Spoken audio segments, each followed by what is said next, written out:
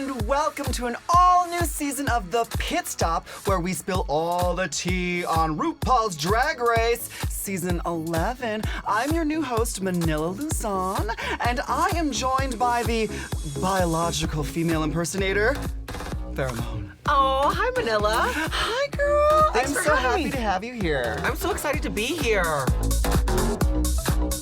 I am super excited. An all-new season of RuPaul's Drag Race is now on VH1. We're so excited. We go straight into it. Absolutely, we love drag. And we make a cameo in this episode. Woo! Yes, and we didn't even have to wear a beard in order to sneak up on the girls. We just snuck up on the girls. Well, some of the girls were rocking some beards, let's be real. I just kidding. Okay, so do you have any expectations for this upcoming season? I just love watching, drag queens that some of them just started, some of them have been in the game for 17 years. It's just a whole gaggle of talent, and may the best woman win. I know, some of these queens have been auditioning since years ago, and some of them Since your just... season. Hell yeah. And some of these queens literally just started doing drag yesterday. Yep, what a gag. Okay, let's get into these entrances. Who stood out to you? Who walked in and slayed your eyes? First and foremost, Miss Brooklyn Heights representing Canada. She looks stunning. She looks polished. She looks like she's ready to kill a bitch at the same time. And Miss Plastic Tiara, she is giving you sparkles, crystal, purple, silk fantasy. She looks absolutely gorgeous. The other ones that stood out to me was Nina West. Absolutely, huge fan. I'm a huge fan of hers from the pageant systems, and it's really exciting to see her on the show finally. I have to say that I was really happy to start the season with Miss Vanjie. Miss Vanjie. Yes, bitch, she looks fantastic. I probably wouldn't have chosen the glitter all over the arms, personally, but... I mean, this is coming from the highlighter queen. See, but but highlighter's different than glitter. I want to give a shout out to Edie Oddly, who had the little remote control car with drag her boa into the room. Oh, the that was black so cute. turkey boa coming in. So we have amazing first impressions, but there were a few that didn't quite go there. Yeah, I think showing up into RuPaul's Drag Race as a martial arts instructor was kind of a choice. So Jill. Well, I get what she's trying. She was trying to be with her Korean heritage. Exactly, but she could have made it a little bit more couture. Maybe, yeah. Raja O'Hara, I almost was sold, and then the earrings came off. Definitely have those pageant earrings super glued down. Or at least carry the super glue with you so that if it does fall off, you can quickly put it on. I actually am a huge fan of Scarlet Envy, but the look just wasn't doing it for me, I think. The silhouette was so perfect. Her legs look amazing. Waist snatched. It just was the top section here. It didn't really... Something felt incomplete, I think. But I do remember her, so Exactly. So that's good. Let's go back. Miss Vanjie, she's the first one to walk into the workroom. She walks in, she's like, let me just go hide real quick. That's so cute. She was peeking behind. I love how the camera went back and you could see her through the crack. It's kind of like when you're in a public restroom and you're sitting down on the toilet and someone's checking to see if someone's in your stall and you make that eye contact with them. She was sizing up the competition, but they clocked her because that low, growly voice of hers, right? Oh, yes, you can almost hear her breathe, What do you think the most important advice that you could give to these new girls coming into the competition? It's all about really showcasing who you are as a person and sharing your story with the world, because we've all been through things as, queer entertainers, and I think that a lot of people watch the show to begin with because they want to be inspired by our stories. So regardless of how long you make it in the show, just make sure that you show the world who you are and be yourself. Yeah, and having good drag also helps. So we have a mini challenge, which is a photo shoot featuring some of the past alumni from RuPaul's Drag Race. I wonder who. I don't know. So you were paired with Miss Vanjie. Tell me about that. I would have loved to be paired with any of them, but Miss Vanjie's such a treat. She is so funny. She's so charismatic. And she's smart because she said, you're pretty, turn around and face the wall so that I can look gorgeous in the shot. For me, it was really fun because I got to surprise Honey Davenport, which is almost as much as a surprise to me because I didn't know that she was going to be there. So I saw her and I was like, oh, I know you. So the challenge for these girls is not just to take a photo in this elaborate room, but it is for them to art direct the shoot. Who did really well, and then who didn't do really well. Oh my gosh, Silky was just so funny, wasn't she? She did so good. Immediately knew exactly what she wanted to do. I liked Edie Oddly and Adore Delano. I thought that was a really good pairing. Their energy is perfect. The little like punk rock weirdo, Yeah. like really like shining through there, which is like really Absolutely. refreshing. I really liked when Nina West was putting the olives in Raven's mouth, but then she was like really shady. She was like, I don't think she needs to eat anything. Oh, I know, gagged. literal gag. Who were the mwah, mwah, mwah? Kahana Montrese is my sister. That was a little bit awkward. And then the Mercedes girl, Ooh, yeah. she just was so lost. You have to take the reins and really like give something. And the fact that they're like, oh, we're gonna sit on the couch. And then let's talk about Raja O'Hara, again with the earrings. What is she gluing them on with? An Elmer's glue stick? I don't know. What is the tea here? Come on, Angel. Well, our girl Silky Nutmeg Ganache wins the mini challenge. She killed that photo shoot and looked gorgeous and, sold it. Attitude check. You bitch! So now it's time for the Maxi challenge. Now this has happened to me before where I've lost my luggage and I've had to rely on other drag queens to get me in drag. Jesus Christ. But luckily for these girls, they have some of the alumni's trunks. They're Yeah. fabrics inspired by drag queens that they can make outfits out of. What'd you Yeah. think of this challenge? I just thought it was such a neat idea.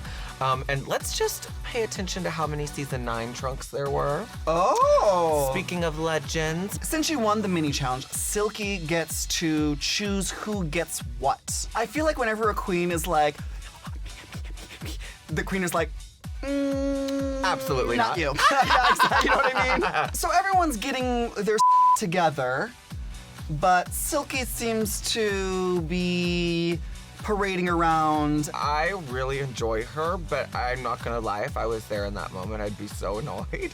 Ariel Versace was getting a little bit ticked off because I think that she's probably used to all the attention being on her, and now there is a queen running around, jumping jacks, spinning around, singing. I think she's just living. I mean, can you imagine? I remember the first day being in there, I was so excited. I expressed it a little differently though. By crying. Yes!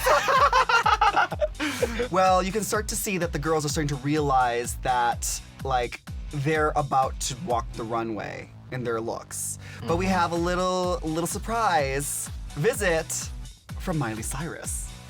Yeah, she put on that little lace front beard, honey, and she put on that little crew lanyard, and she went in there and she was micing the girls and everything. Can you imagine? I think that's so crazy because, and it took them a second. And leave it to Silky, good old Silky. She said, Wait a minute. Dolly passed some advice down to Miley, who's passing advice down to the season 11 girls, who are now going to go out into the world and perform for millions of fans, and they're going to get to spread the love the same way. I think that's really cool. so cool. It's time for the first runway of season 11. The legendary looks of these new legendary queens. Legend here, legend there. Let's start with the looks that you didn't like.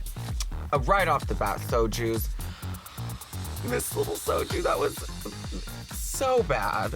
Yeah, when she turned the corner, I was like, okay. Yeah. And then I got into the details and I was like, okay. Right when she was at the very end of the runway, you were like, ah. And then as soon as she got closer, it's like, go back, go back, go And then back. she turned around and you were like, yeah, I wasn't really a fan of Nina West's. Listen, we love Nina West to death, but that was scary. The one that really didn't do it for me was Raj O'Hara. Because she has Davenport as her middle name, I thought that she would do a little bit better with the Kennedy Davenport like version of herself. Yeah.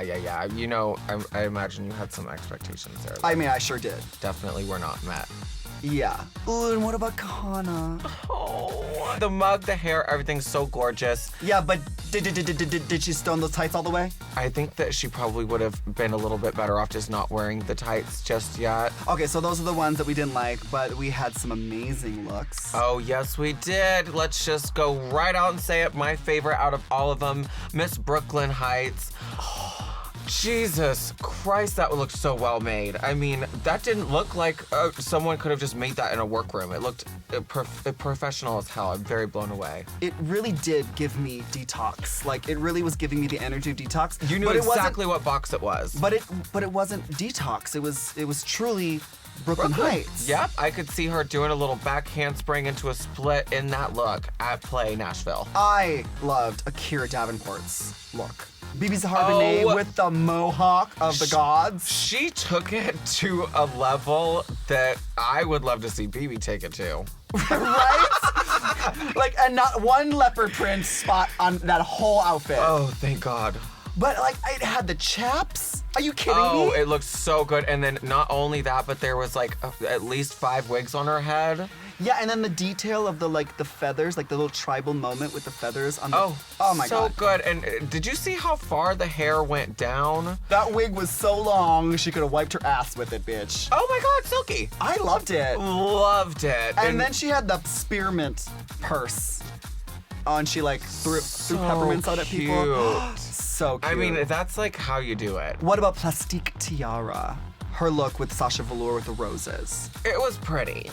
You know what I mean? Like, there wasn't anything technically wrong with it, but I guess like, I think she could have done a little bit more, and it was kind of the same exact silhouette as her entrance look. It was the exact same. But let me tell you one thing, she looks gorgeous. I hate her. Plastique, we hate you, you're so pretty.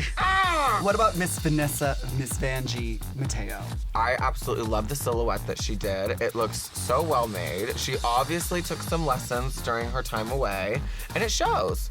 Oh yeah, and she was like, last time I didn't have a shape, so I'm just gonna make sure that I give you the only shape. So the judges choose Miss Brooklyn Heights as the first winner of the season. And deservingly so. You think so? Not only did she create such an amazing garment, but she also sold it like a mother badass. She really did, because Detox is a strong runway bitch. She comes with fashions and whatever. And so when you are supposed to emulate her personality, but also like keep your own, like she really brought it. She really brought it. Absolutely.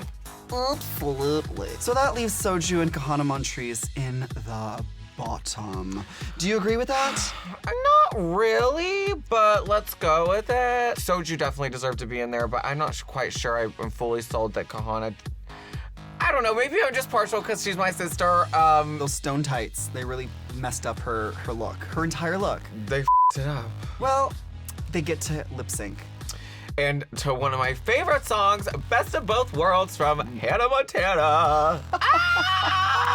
I think that Soju did a really good job, considering that, you know, like, she's not a showgirl. I personally kind of underestimated Soju before watching it, but I think she did a really amazing job. And naturally, Kahana Montrese slayed it. Kahana tore that lip sync up. Oh my gosh, it literally took a rifle to Soju's head. She did that backflip out of nowhere. Yes, I was waiting for a backflip. Unfortunately, that means that Soju has to go. You know, I gotta say though, like, if you're going to go home this early in the game, going out first is the way to go. Yeah, especially if you have an oozing cyst. What you do on the show is going to be, you know, with you forever. So I hope that Soju makes a whole career out of pussing cysts. I hope she starts actually being the new, like, the drag Dr. Pimple Popper. Oh my gosh. Imagine. Well, this is a great way to start off the season. We have a whole new group of girls. We brought some legends back. Oh my gosh. And we had Miley Cyrus in boy drag. I've always just felt like that was such a drag anthem, and what a great way to close out the episode. I just really enjoyed watching this one. I did too. So thank you so much, Farrah, for joining me. Thank you so much for having me. Thanks for watching The Pit Stop with me and Farrah Moan. Tune in next week for an all-new episode of RuPaul's Drag Race. We'll see you later.